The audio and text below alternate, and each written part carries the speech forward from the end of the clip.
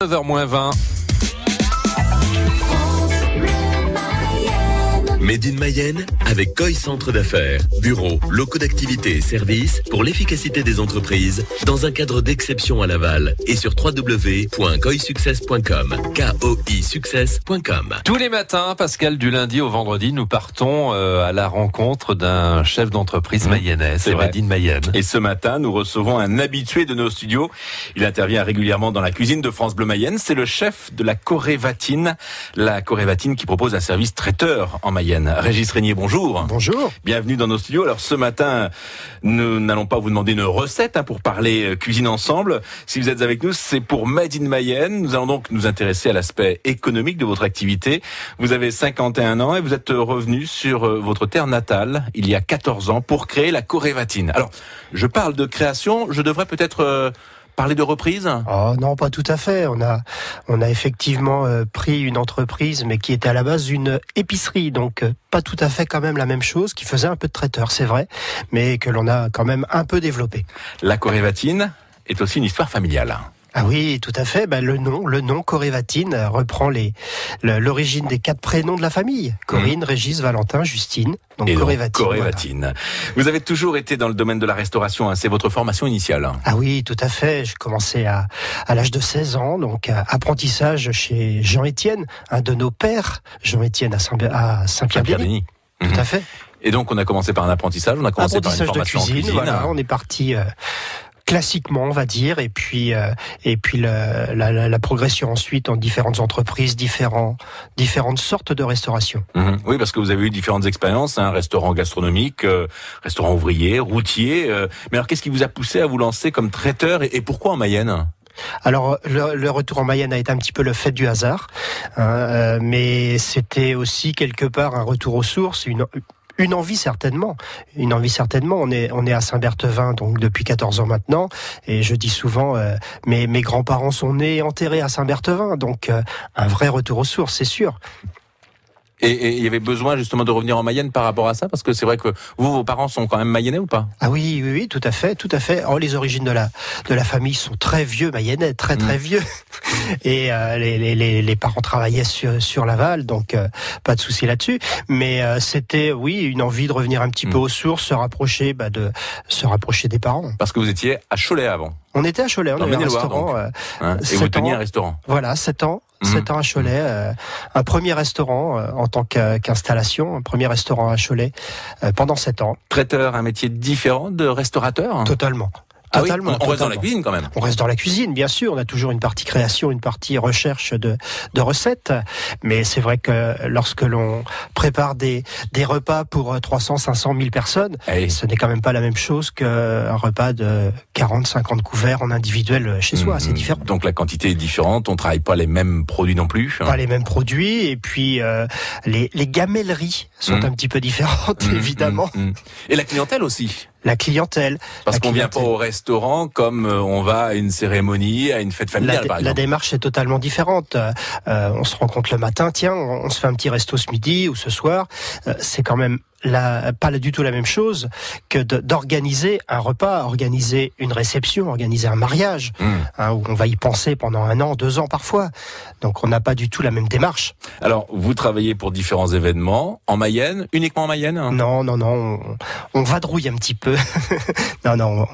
On est allé aussi bien sur Paris, sur Bordeaux, Montaigu. Ça veut dire qu'il faut aussi des véhicules après pour transporter toute cette matière. Bien sûr, il faut une petite flotte de véhicules réfrigérés, bien évidemment, frigo, donc camions, voitures, pour se déplacer dans des bonnes conditions. Régis Régnier, on veut bien sûr continuer à parler de votre entreprise. Vous êtes le chef, alors chef cuisinier, mais également le patron de la Corévatine à Saint-Berthevin. On vous retrouve dans 1 minute. Bientôt 9h-15. France Bleu Mayenne met les agriculteurs à l'honneur. Chaque jour, ils nous racontent leur parcours, leur travail, leur passion. Je pars souvent le week-end faire l'animation dans les magasins pour expliquer comment sont élevées nos volailles. Je suis fier et heureux d'être agriculteur dans notre beau département de la Mayenne. Partez à la rencontre des agriculteurs mayennais sur France Bleu Mayenne. France Bleu Mayenne. 12e volet de Made in Mayenne. Avec toujours donc Régis Régnier de la Corévatine qui nous parle de son métier, service traiteur, hein, c'est ce que vous proposez en Mayenne, mais également dans les autres départements. Vous travaillez pour quel type d'événement ? Un peu tout, aussi bien du particulier, bien évidemment, tout ce qui est réception organisée par n'importe qui, mariage, autre, mais aussi un peu d'institutionnel, et puis également des choses très agréables comme le Stade Lavallois, par exemple, le Stade Lavallois, des salons professionnels, salon de Laval virtuel, qui est quand même un gros salon. On va parler aussi de Catherine, le Catherine des artistes, à l'occasion peut-être de rappeler ce que c'est qu'un Catherine. Catherine artistique, c'est la cantine, on va dire, des artistes lors d'une tournée, d'une journée, d'une prestation, d'un spectacle ou autre. Donc vous côtoyez de nombreux artistes alors ? Oui, tout à fait. On a eu moi j'appelle ça un peu une chance, parce que c'est un côté quand même très sympa. Aussi bien Patrick Fiori, Serge Lama, Groupe Ayam, Youssouf. Donc vous savez combien ils mettent de sucre dans leur café, par exemple. Voilà, voilà. Mais on va garder un petit droit de réserve là-dessus. Est-ce que c'est une activité essentiellement, parce que c'est vrai que quand on parle de traiteurs, lorsqu'on parle événements familiaux, on s'attend à un pic d'activité plutôt au mois de mai, au mois de juin, au mois de juillet avec les mariages par exemple. Pas particulièrement. On a aussi bien en début d'année la période des vœux, vœux au niveau des entreprises, tout ce qui est un petit peu repas plus festif sur les fins d'année. Donc c'est vraiment une activité tout au long de l'année. Oui, tout à fait. Combien de salariés avez-vous ? Nous sommes 5 à temps complet, et puis plus notre activité sur la halte fluviale de Laval, l'été où nous embauchons des saisonniers. Alors justement, je voulais en parler parce que comme si cela ne vous suffisait pas, vous avez aussi à côté de ça d'autres activités que celles de traiteur, puisque vous organisez aussi des événements, comme par exemple, puisque vous êtes à l'initiative de la nuit de la Saint-Sylvestre à Bonchamp, ou encore de la Saint-Valentin à Louvernay. Donc voilà. Vous avez aussi souhaité créer l'événement dans le département. On essaye d'organiser des belles soirées avec des groupes, aussi bien une partie spectacle, une partie orchestre, qui est vraiment quelque chose d'une soirée conviviale. On reste dans cet esprit d'avoir une soirée conviviale où les gens s'éclatent. Mais que vous réalisez de A à Z. Voilà, tout à fait. On organise tout, la réservation de la salle, du spectacle. Et puis comme si ça ne suffisait pas, vous avez aussi en gérance la halte fluviale l'été. Donc alors pourquoi ce lieu supplémentaire ? D'abord pour avoir un peu une vitrine sur Laval, parce que Saint-Berthevin, même si c'est très proche, on avait un peu cette envie, et puis c'est une activité encore différente de ce que l'on fait, donc toujours envie de voir autre chose, de faire autre chose. Donc l'Office du tourisme du Pays de Laval a fait un appel d'offres pour essayer d'avoir quelqu'un pour dynamiser un petit peu ce lieu. Donc on essaye et c'est vrai que ça marche plutôt pas mal. On a une belle clientèle aussi à cet endroit. Et puis c'est vrai que c'est toujours agréable de manger sur le bord de la Mayenne, durant l'été.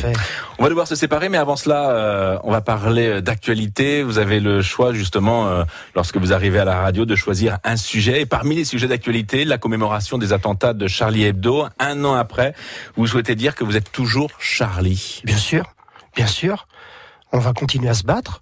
Qu'est-ce que ça veut dire être Charlie aujourd'hui ? Être Charlie, ça veut dire ne pas accepter l'intégrisme à la base, et puis toujours avoir envie de se battre pour éviter que ça recommence. Et défendre la liberté d'expression aussi, peut-être ? Défendre la liberté d'expression de chacun, aussi bien dans un métier que dans une radio, dans tous les domaines. Laissons le libre choix à chacun. Merci Régis Régnier d'avoir été notre invité ce matin. À très bientôt dans l'émission On cuisine ensemble de France Bleu Mayenne. Et je vous souhaite une belle et heureuse année 2016. Très très belle année à vous tous. Merci. À très bientôt. Il est 8h49 à suivre.